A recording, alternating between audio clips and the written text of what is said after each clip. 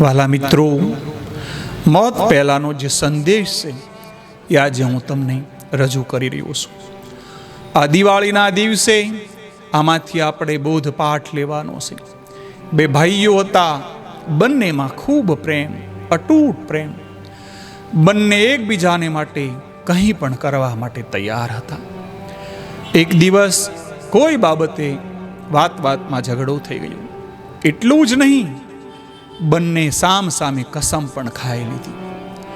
હવે જિંદગીમાં એકબીજાની સાથે વાત પણ કરવા નહીં કરે એવા એણે પ્રણ લઈ લીધા.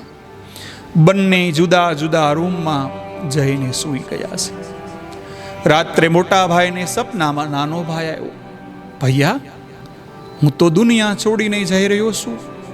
જો શક્ય હોય તો મને માફ કરી દેજો. આગલા જન્મમાં પણ હું તમારો જ ભાઈ બનવા માંગુ છું. મોટા ભાઈની આંખો ખુલતા જ એ ડરી ગયો. તરત જ નાના ભાઈના રૂમમાં ગયા. જોયું તો ભાઈ ઊંઘી રહ્યો હતો. એણે તરત જ જગાડ્યો. એમની પાસે માફી માંગી. એણે ગળે લગાડ્યું અને હગ કરી. નાનો ભાઈ પણ આશ્રયમાં પડી ગયો.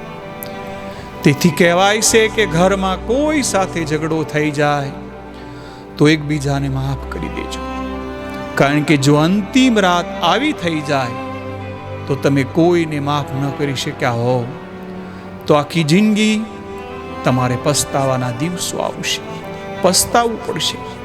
એટલા માટે વાલા મિત્રો, કોઈ પણની નાની મોટી ભૂલ હોય તો એમને માફ કરતા શીખજો. આ દિવાળીના શુભ દિવસે એટલો સંદેશો છે. ભાઈ ભાઈઓ, પતિ પત્ની, માતા પિતા, બાળકો બધા જ પ્રેમથી રહે. આપ સર્વને પ્રણામ.